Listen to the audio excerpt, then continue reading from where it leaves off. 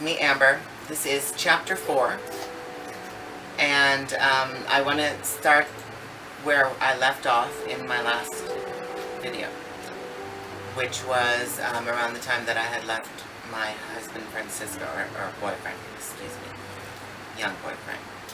Anyways, I didn't care about myself. Men, gay men, they were like nothing to me. It didn't mean anything. I was very promiscuous. I went through having lots and lots and lots of promiscuous sex with lots and lots of gay men. And all the time I felt basically nothing, because they weren't really men to me in my mind in comparison to what I thought I knew as a man. So I decided maybe I'd be better off doing it as female. I had tried being female once before on a Halloween, a couple years before this. I guess when I was about 19 or 20, I think 19, on a Halloween. Francisco was supposed to meet me, so he was supposed to meet me at the Greenwich pizza place in West Hollywood. So he showed up, and I was standing there dressed as a girl in an auburn-colored wig and a little mini dress and some heels. You know, I was supposed to be a prostitute. That was my costume. So he saw me, and he about walked right past me after checking out my legs and my body. And I said, "Wait a minute, it's me." He turned around. He couldn't believe it was me. Well, even at that time, everybody who saw me at that time was perplexed by how easy it was for me to simply put on this wig and this dress, and all of a sudden, with very little makeup, look pretty female. You know, and all of a sudden, my movements and mannerisms were so easily female when I put on the clothes, because I felt appropriate behaving that way and moving that way, which was natural to me all along. But even still, as a gay boy, I couldn't be as feminine as I could be in heels and mini dress and some long hair. So anyways, it was quite natural for me. I very much enjoyed it. My boyfriend at the time, Francisco, seemed to enjoy it so much that as when we got home that night after Halloween, he didn't want me to take it off before romance. I thought about it for a minute, and I thought, if I do it with him as a girl, I'm going to like it so much. That's the only way I'm going to want to do it. And I can't do it every day. Not then. I couldn't. You know, I lived at home with my mother. She was alright with me being young and gay. But it was a whole different can of worms for me to be transgender. Because all she ever knew of transgender was Uncle Rick. And he was quite the alcoholic. He was a very, very sweet person, full of love, so much love to give, but, you know, being transgender, being different like that is hard, especially in a town like Illinois, where he was from, in the time when he was there, especially, and it just wasn't okay.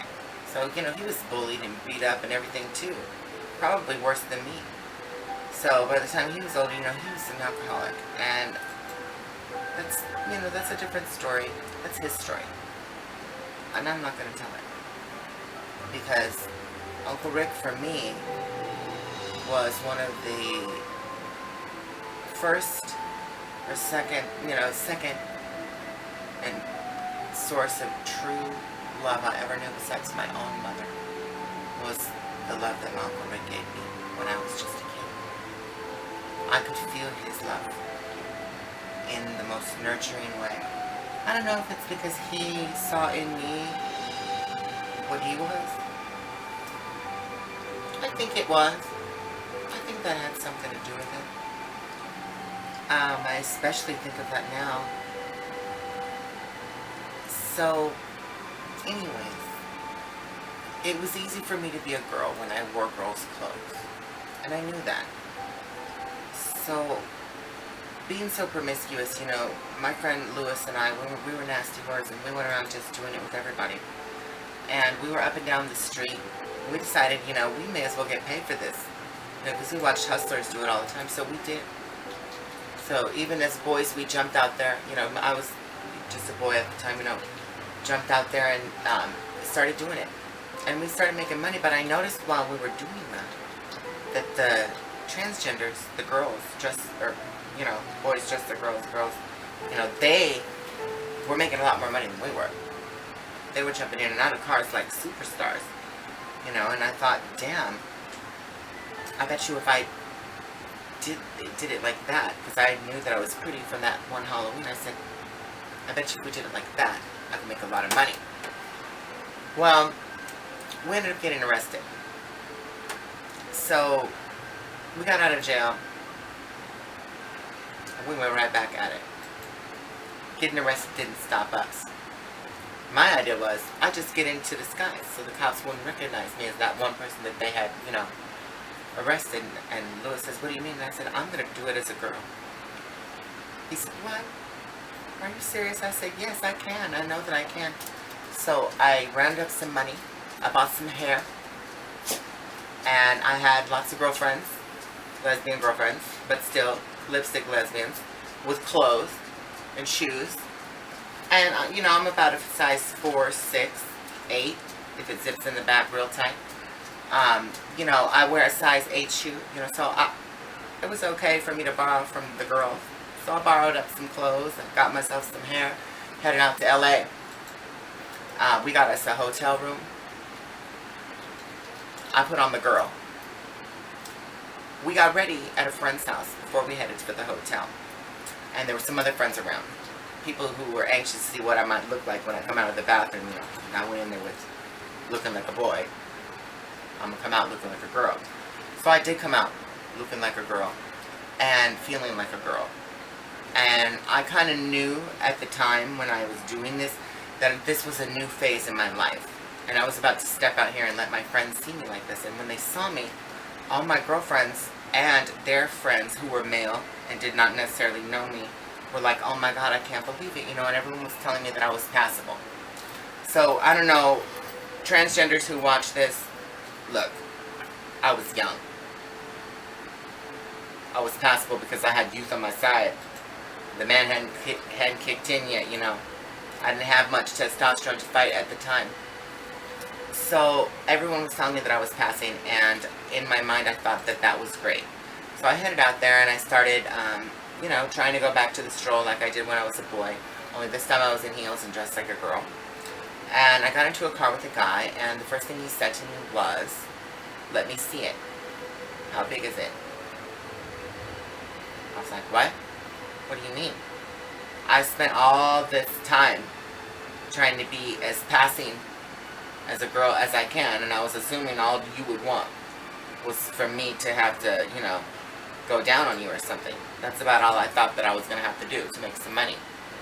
Little did I know what was really involved as a transgendered street worker. Turns out, these men are freaks. So he said, no, not enough for me. I wasn't endowed enough for him. So he put me out of the car. I said, what? I could not believe it. I was like, oh, I went to all of this trouble, to look as female as I can, and now all this guy cares about is what I've got between my legs. I thought that I was trying to hide it. So I was shocked, but I continued working anyways. It was during this time that I made a lot of friends. I learned a lot of lessons. I was basically raped at gunpoint almost. I was robbed. I was beaten, attacked. It was scary. But I was young.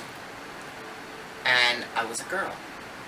And at the time, being a girl alone was such a high that all that other shit didn't really matter to me. So I just kept going. And I tried to live as a girl. Until I got into some serious trouble. So much trouble, in fact, that I had to get my ass out of Dodge. I had to get out of Hollywood. I was going to be jumped and killed, probably cut. So I had to get out. So I had to go home. And I couldn't go home to my mom's at the time because she was in a spot where she couldn't have me around.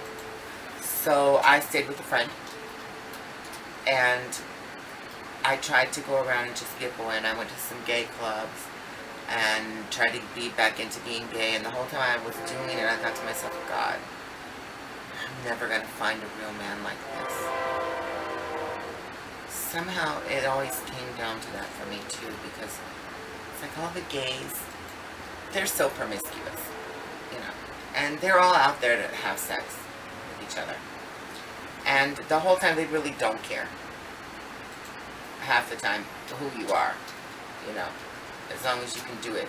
But my whole thing is I had to know that it was a man.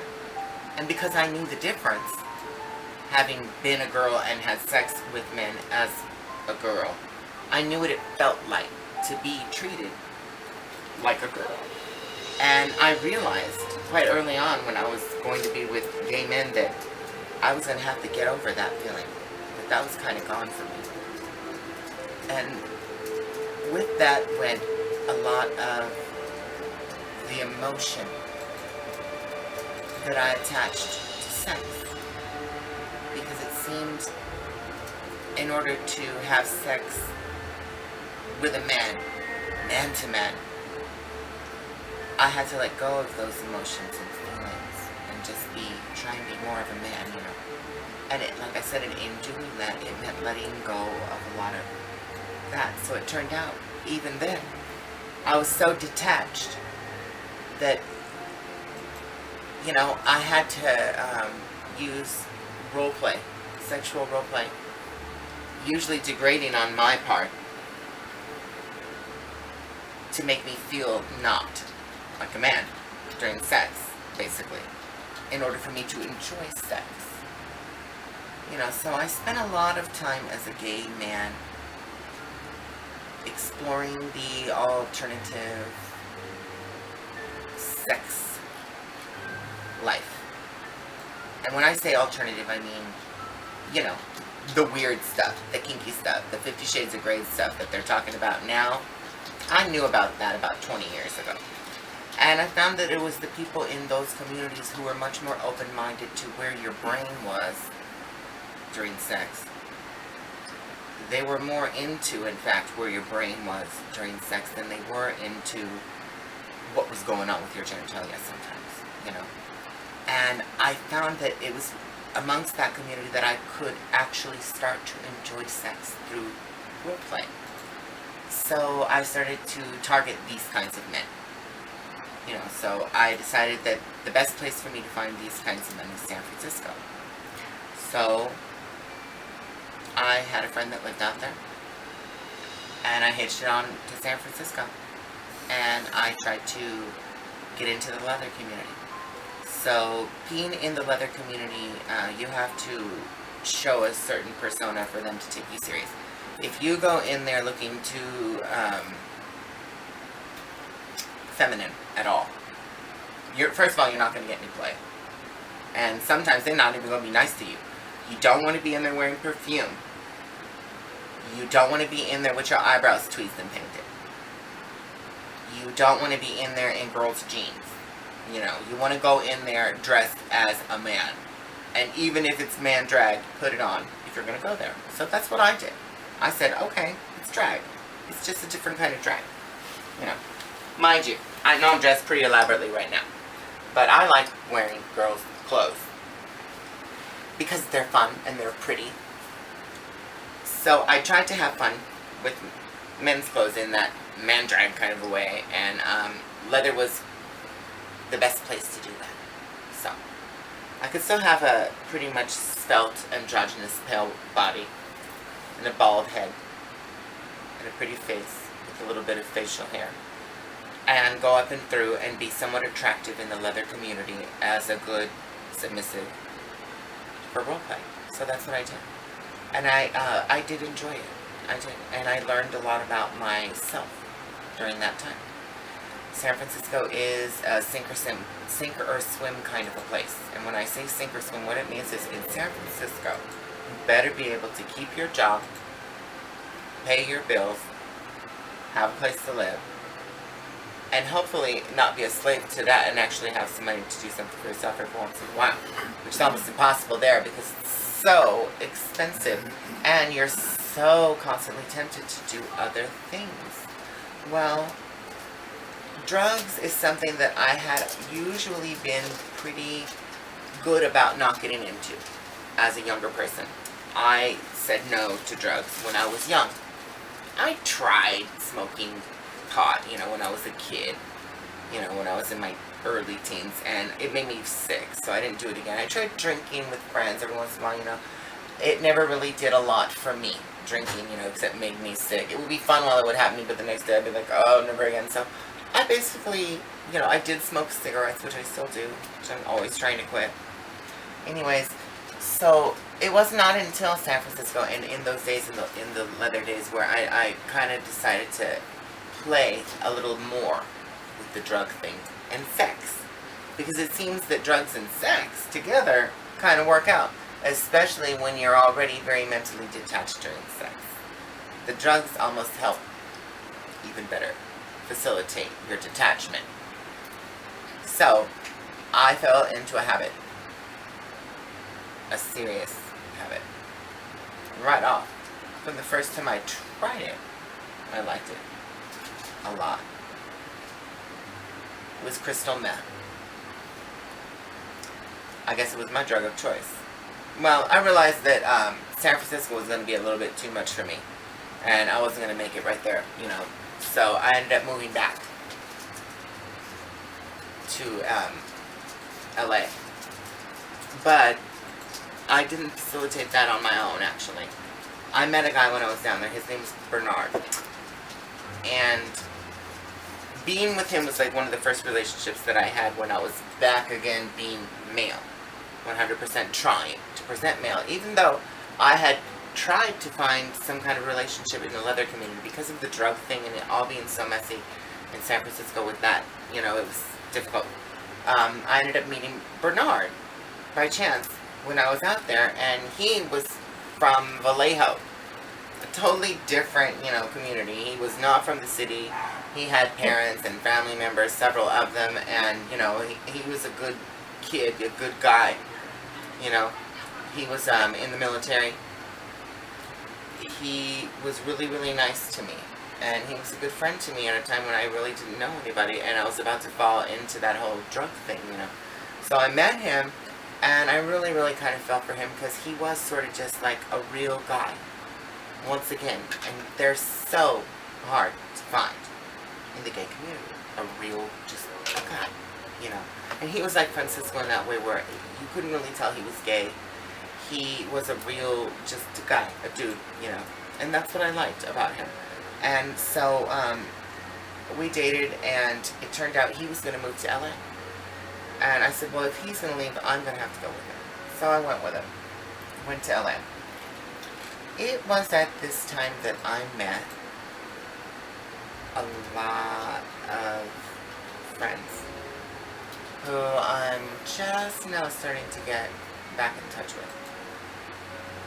So I'm gonna stop with saying that at this time I was sober. I had a boyfriend. I was living in LA again. Only this time I was doing it as a boy.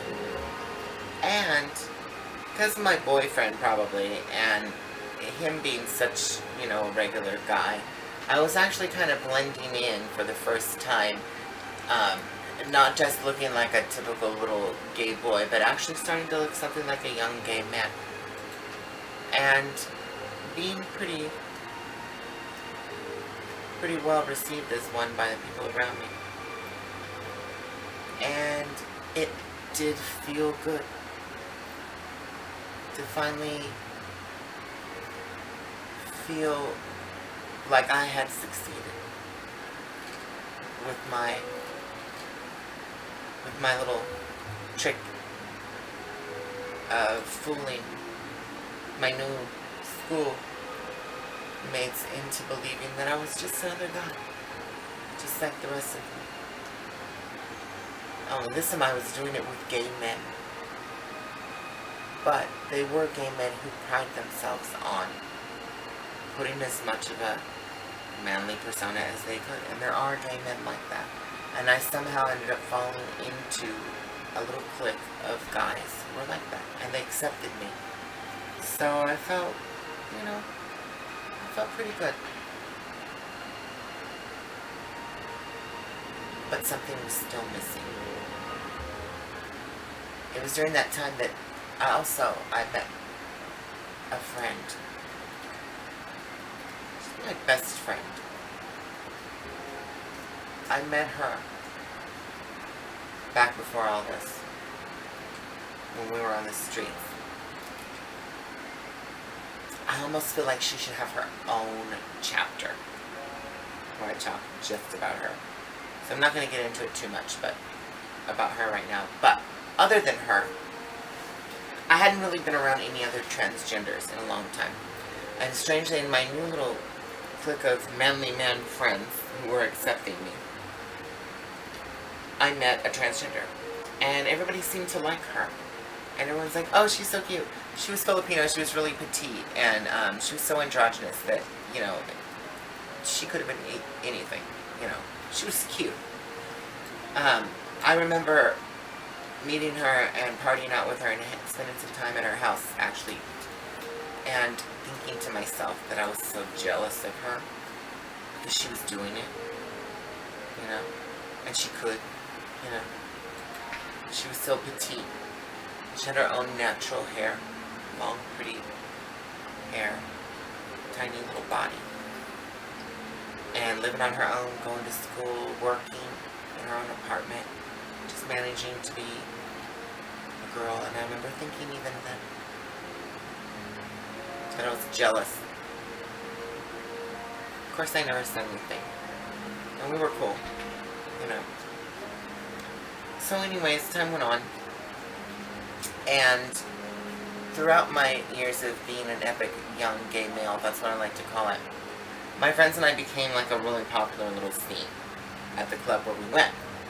And our little clique started to grow. And there were a lot of us who were really cute. And we tried to go around looking like young thugs, posers. You might see some of our pictures on the thing. Now, I'm not going to say all of us were posers, okay? And for those of you, you know, Carlos and Omar and friends that are looking, I don't mean to call y'all posers. I'm not talking about you. What I'm talking about is there was always a big portion of posers, you know, around. And we were all trying to be cuter than everybody else at the time because we were young. And I myself was an number one poser. Because I was pretending to be a man. I was dressed like a young thug. I even got tattoos, which I so regret, to make me look more masculine and authentically thuggish. I'm from the Midwest. I was never a thug. It was a look. But, like I said, I was a poser. I remember making really, really good friends at this time. I met a friend named Enrique at this time. And he was not a poser at all. He was from Echo Park. And he was a real gangster when he was young. He wasn't at this time. But he was still respected and known in his neighborhood. And he was the real thing for a white girl like me, you know, from the Midwest. So, last thing I ever thought is that him and I would end up being good friends.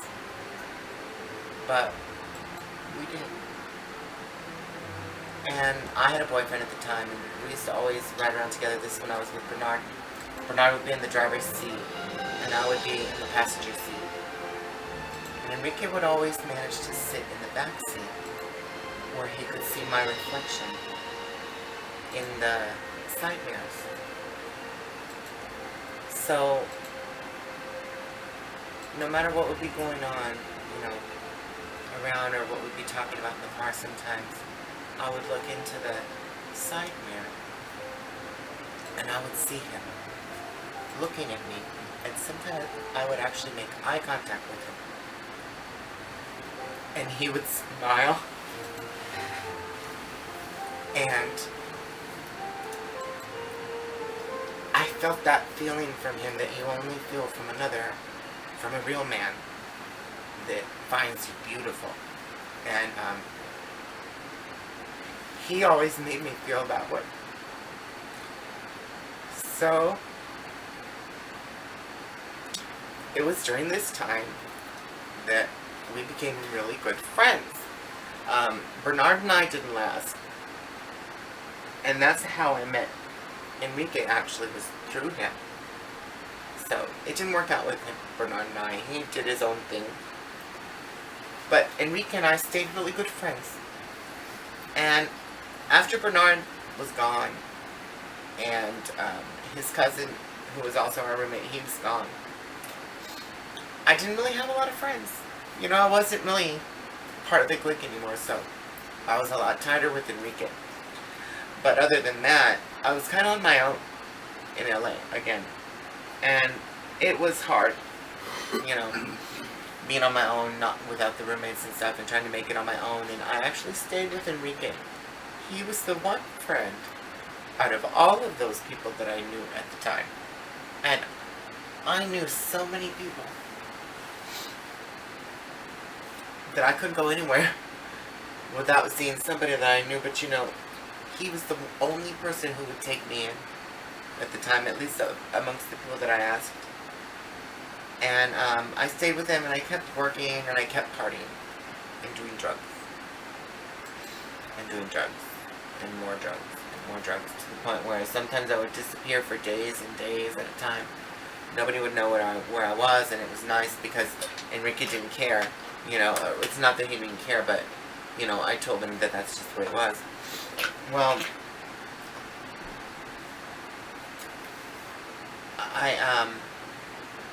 I'm going to tell you why I'm crying about Enrique, and then we're going to stop this chapter, and we're going to start a new chapter. But I am going to tell you about Enrique quickly in this chapter, and say that, you know, after Bernard and I broke up, I explored my feelings towards Enrique, because out of all my friends, I could always tell that he was like the one true friend who really loved me as a person inside, and I really loved him that way as a friend. And that's why we stayed friends, even though we were so different. And that part of my life was over, and I was doing drugs and whatever. But we always stayed friends because I always felt that feeling from him. And Enrique is no longer alive.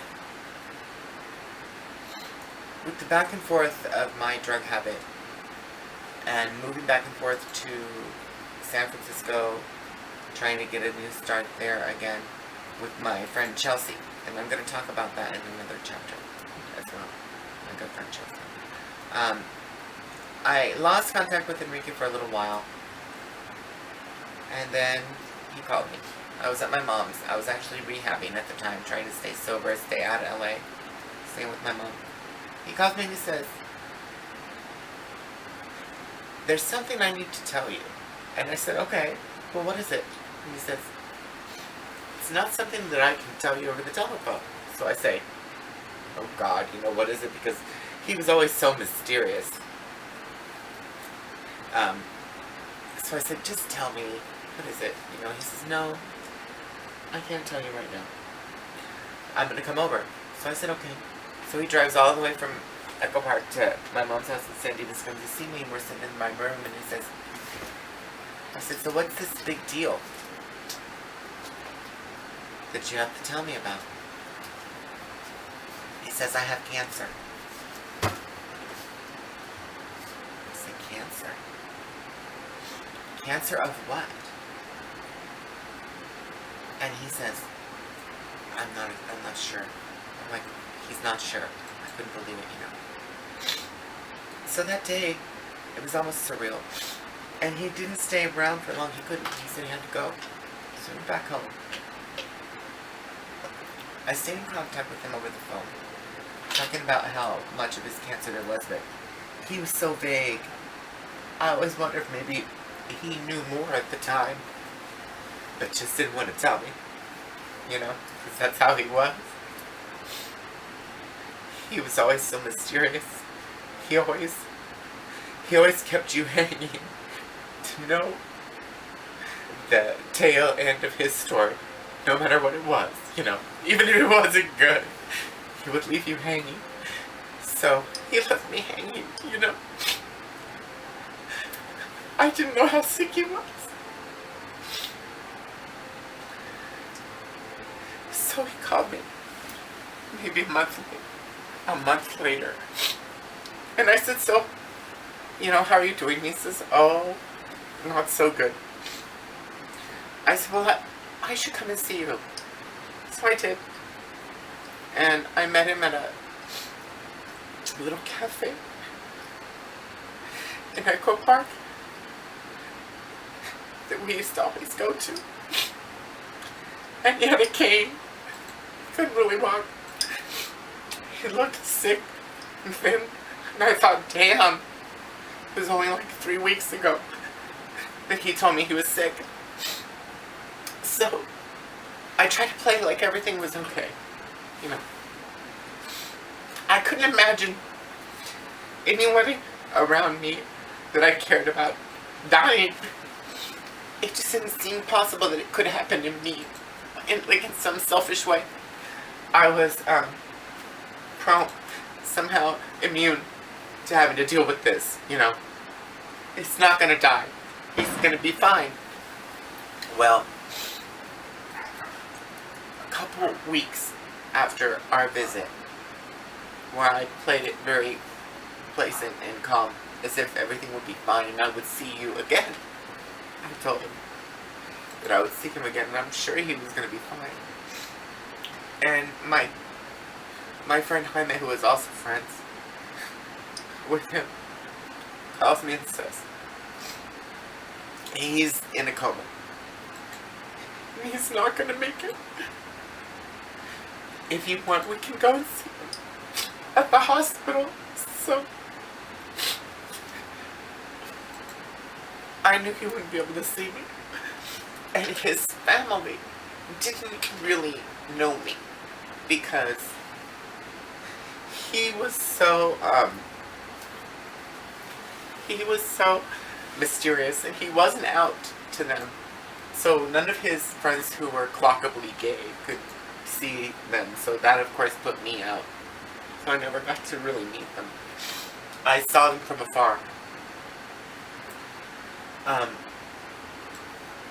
I went to the hospital with Jaime, and he was there, and his parents are very Catholic, so they had all the candles, lit around him and everything, and everyone was praying. And I walked up to the door, because they knew Jaime. He was acceptable to take around, he was manly enough to meet family. I wasn't. But I just walked up to the door, I saw him, and I could tell that he wasn't in there. They were all praying for him all around his body, but he wasn't in there. So I couldn't even look, so I ran, and I ran outside to a quiet place under a tree where there was a bench, and I sat down, and it was then that I found him, and he was there, and he said, don't cry. Why are you crying so much? He said, we were just friends. You'll have lots of friends, and I thought to myself, you weren't just a friend, because you really loved me in the way that a man, a real man, loves. And I felt that from him, a familiar feeling, so I thought maybe he was my last chance of ever feeling that feeling. So I didn't know what to do, and I was so upset that after that, whatever was left inside of me, after Bernard and Enrique, whatever was left was basically gone. All my love that I had to give, I gave. And I had nothing to show for it. And everyone was gone. And I was still alone in a world full of gay men who just wanted to have sex with me, but didn't want to be my boyfriend. didn't want to be the man for me, and most of them couldn't. So, I kept doing drugs. I didn't know what else to do. It was the only way I could really enjoy it. The whole thing. So, I had a really good friend named Chelsea. I met her when I was living in LA, and I was with Bernard and all that at Noah's Bagels. We worked together there. We moved together to San Francisco. And I tried again to make the whole thing happen in San Francisco for me. But it just didn't happen. It was too expensive, and the drugs were there just like they were in LA. So I fell into it again. Really, really bad. And I think I'm going to say that's the end of this chapter of early life for me. But that's basically my early life. Maybe we left off maybe 15 years ago. But I'm going to get you all caught up in future chapters. Enrique, if you're out there, and I know you are, and those of you who knew him, his friends, when you see this,